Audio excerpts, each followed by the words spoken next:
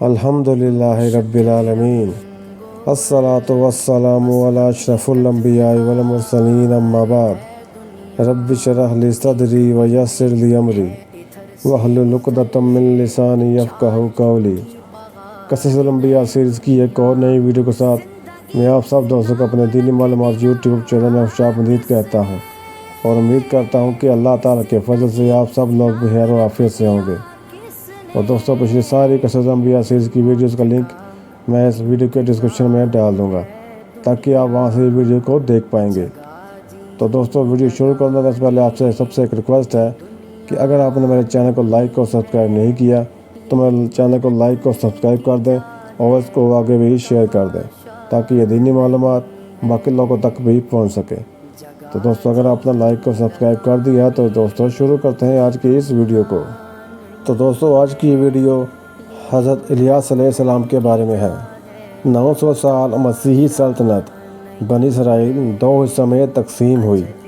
ایک حصہ یہودیہ کہلانے لگا اور بیت المقدس اس کا دارالحکومت بنا، جبکہ دوسرے حصے کا نام اسرائیل رکھا گیا اور اسرائیل کا دارالحکومت سامرا قرار پایا، جسے آج کل نابلس کہا جاتا ہے۔ اسرائیل کو جو حکمران تھا اس کا نام اہیب تھا۔ بنی اسرائیل خدا کو ماننے والے تھے، حضرت موسیٰ علیہ السلام کی تعلیمات پر عمل پیرا تھے اور ان کا بادشاہ اہیب بھی ایک نیک دل بادشاہ تھا۔ اس دور میں فینیشیا کی شہزادی کی خوبصورتی کی بہت دھوم تھی۔ ہر ملک کے شہزادے اور بادشاہ اس سے شادی کے خواہاں تھے۔ فینیشیا اسرائیل کے شمال میں واقع ایک خوبصورت شہر تھا۔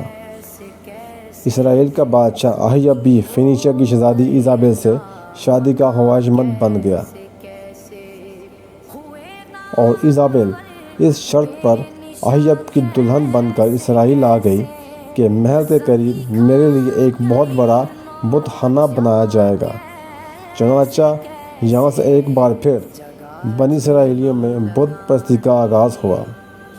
شادی کے بعد شہزادی ایزابل نے اپنے ملک کا مشہور بت بال کو اپنے محل کے قریب نصب کروا دیا اور ساتھ ہی ایک بہت بڑی قربان گاہ بھی تعمیر کروا دی۔ روایات میں ہے کہ یہ وہی مشہور بت تھا جس کی شام اور یمن والے سینکڑوں سالوں سے پوجا کر رہے تھے۔ بال بت ایک مشہور دیوتا مانا جاتا تھا۔ بال سونے کا بنا ہوا تھا اور 20 گز لمبا تھا اور اس کے 4 چہرے بنے ہوئے تھے۔ ہر منہ پر ہیرے جواہرات سے بنا ایک تاج تھا اور 400 خدام اس بت کی خدمت کرتے تھے جن کو ساری قوم بیٹوں کی طرح مانتی تھی۔ یمن اور شام کا یہ بت بہت محبوب دیوتا تھا اور حضرت الیاس علیہ السلام کی قوم دوسرے بتوں کے ساتھ خصوصیت سے اس بت کی پرستش کرتی تھی اور اس بت میں سے شیطان کی آواز آتی تھی جو لوگوں کو بت پرستی اور شرک کا حکم سنایا کرتا تھا۔ بائبل کی کتاب صلاۃ 3 میں ہے کہ بادشاہ اہیب کی بیوی ایزابل نے بال نام کے ایک بت کی پرستش شروع کی تھی۔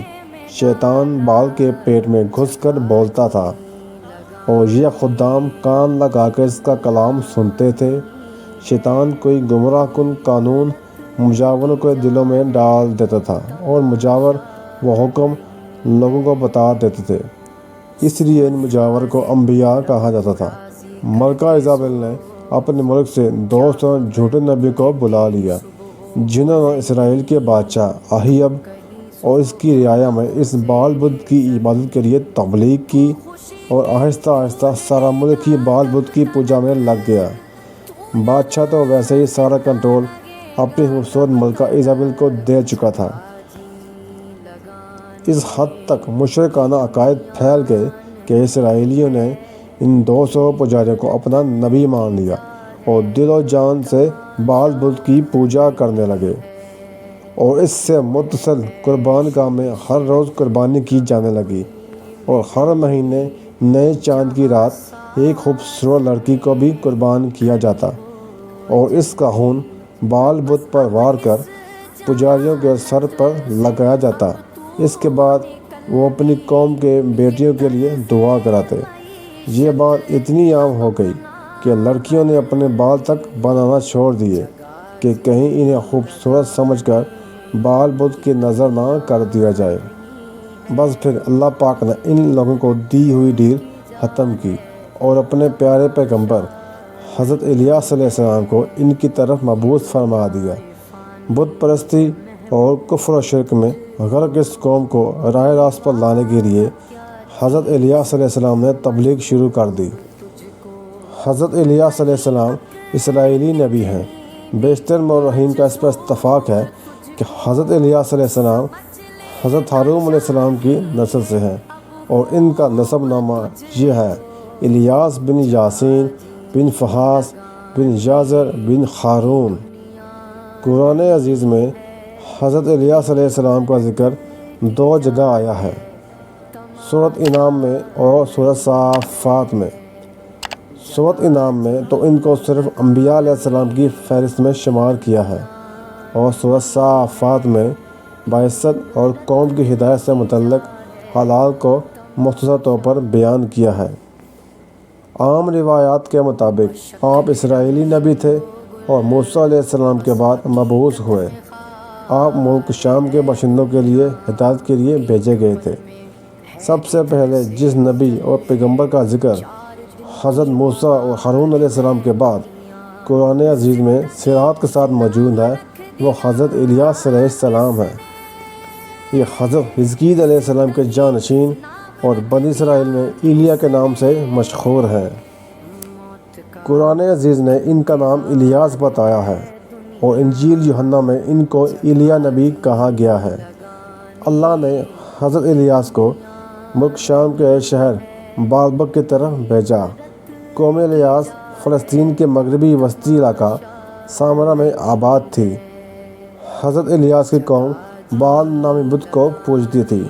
قرآن کریم میں سورۃ انعام سورۃ نمبر 6 آیت نمبر 84 سے 86 تک اللہ تعالیٰ نے حضرت الیاس علیہ السلام کے بارے میں فرمایا ہے: ہم نے ان میں سے ہر ایک کو ہدایت عطا کی اور نوح کو ہدایت بخشی ان سے پہلے، اور ابراہیم کی نسل میں سے داؤد، سلیمان، ایوب، یوسف، موسیٰ اور ہارون کو بھی یہی راہ دکھائی، اور ہم اسی طرح نیک کرداروں کو نیکی کا بدلہ دیتے ہیں۔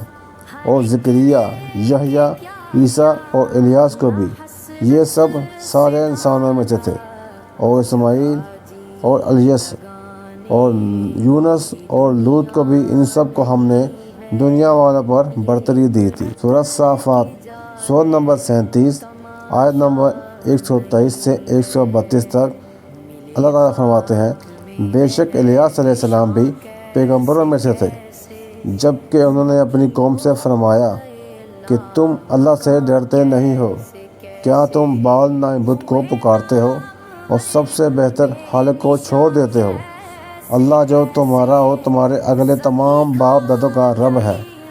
لیکن قوم نے انہیں جھٹلایا، پس وہ ضرور عذاب میں حاضر رکھے جائیں گے، سوائے اللہ تعالیٰ کے مخلص بندوں کے۔ ہم نے الیاس کا ذکر خیر پچھلوں میں بھی باقی رکھا کہ الیاس پر سلام ہو، ہم نیکی کرنے والوں کو اسی طرح بدلہ دیتے ہیں، بے شک وہ ہمارے ایماندار بندوں میں سے تھے۔ جب حضرت الیاس نے اسرائیلی بادشاہ اہیب اور ملکہ ایزابل اور ساری اسرائیلی قوم کو بال نامی بت کی پوجا سے روکا، تو 2-4 لوگوں کے علاوہ کسی نے آپ کی بات نہ مانی، بلکہ ملکہ ایزابل حضرت الیاس کو تبلیغ سے روکنے کے لیے منصوبے بنانے لگی۔ ملکہ ایزابل اس وقت پوری دنیا کی خوبصورت ترین عورت تھی، چنانچہ اس نے اپنے حسن کو وار کرنے کا ارادہ کیا، اور ایک دن حضرت الیاس کو گرفتار کروا کر جیل میں بند کروا دیا، اور خود نیم اریاں حالت میں ان کے سامنے بیٹھ گئی۔ ملکہ ایزابل ایک خاص قسم کا پرفیوم بھی استعمال کرتی تھی۔ جب بھی وہ کسی مرد کے سامنے جاتی تو اس پر پرفیوم سے وہ اپنی ذہنی حالت کھو بیٹھتا تھا، اور پاگلوں کی طرح ایزابل کے جسم کے گرد گھومنے لگتا۔ اللہ کے پیغمبر حضرت الیاس علیہ السلام پر نہ تو اس پر پرفیوم کا کوئی اثر ہوا اور نہ ہی ایزابل کا حسن کام آیا، بلکہ حضرت الیاس نے ایزابل کو نظر اٹھا کر دیکھا تک نہیں، بس وہاں بھی کہتے رہے کہ تمہارے 200 نبی جھوٹے ہیں اور میں اللہ کا نبی ہوں اور تمہیں بھی ایک خدا کی عبادت کی تبلیغ کرتا ہوں۔ اس کے بعد حضرت الیاس علیہ السلام کو اذیت دی گئی۔ قید سے رہا ہونے کے بعد آپ کو پریشان کیا جاتا رہا، اور جب آپ کے قتل کا منصوبہ بنایا گیا تو آپ نے اللہ کے حکم سے افتادہ گار میں پناہ لی اور اللہ پاک سے یوں دعا کی، اے میرے معبود، اسرائیل پر شدید قحط نازل فرما کہ یہ لوگ میرے پاس بارش کے لیے بھاگے ہوئے آئیں۔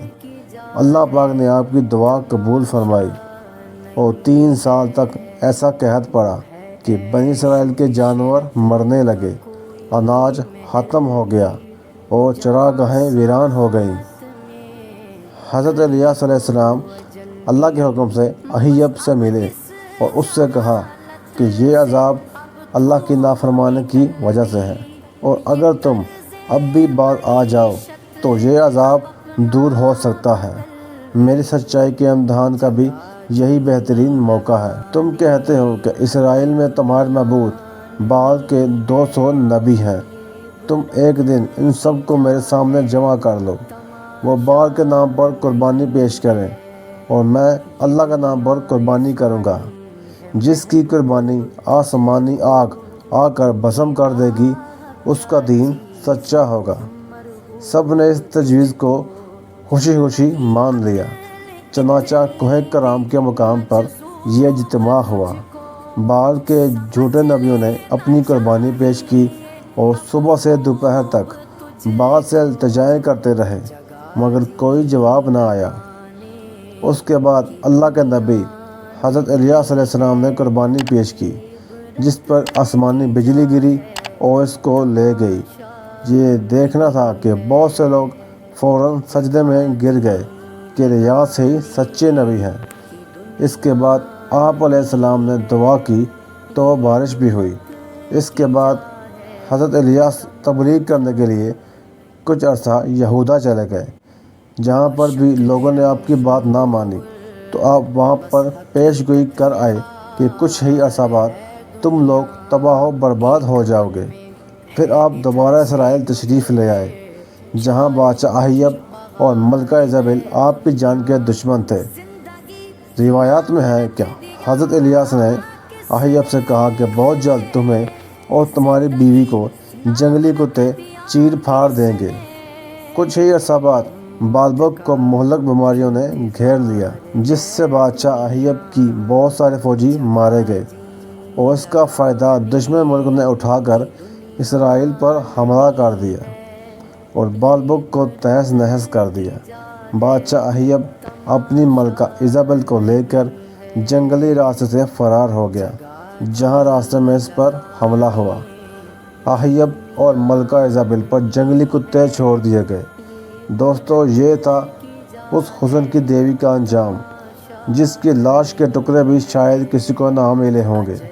اب بات کرتے ہیں اس سوال کی کہ جو اکثر لوگوں کے ذہن میں آیا ہے کہ آیا حضرت الیاس زندہ ہیں یا کہ وفات پا گئے تھے۔ اس بارے میں مورخین اور مفسرین کی مختلف رائے ہے، لیکن زیادہ تر روایت میں یہی ہے کہ حضرت الیاس زندہ ہیں۔ علامہ بغوی فرماتے ہیں کہ ایک آتشی گھوڑے پر حضرت الیاس کو آسمان پر اٹھا لیا گیا تھا اور وہ حضرت عیسیٰ کی طرح زندہ ہیں۔ اس کے علاوہ علامہ سیوطی اور ابن عساکر اور حاکم کے حوالوں میں سے بہت سی روایات نقل کی ہیں کہ جن سے معلوم ہوتا ہے کہ وہ زندہ ہیں۔ حضرت کعب فرماتے ہیں کہ 4 انبیاء اب تک زندہ ہیں: حضرت ادریس علیہ السلام، حضرت عیسیٰ علیہ السلام، حضرت خضر علیہ السلام اور حضرت الیاس علیہ السلام۔ تو دوستو، میں امید کرتا ہوں کہ یہ ویڈیو آپ کو اچھی لگی ہوگی، اور اگر یہ ویڈیو آپ کو اچھی لگے تو کائنڈلی میری ویڈیو کو لائک کر دیں، اس کو آگے بھی شیئر کر دیں تاکہ یہ ویڈیو باقی لوگوں تک پہنچ سکے۔ تو دوستو، ملتے ہیں اگلی بار پھر کسی نئی ویڈیو کے ساتھ، تب تک کے لیے اللہ حافظ۔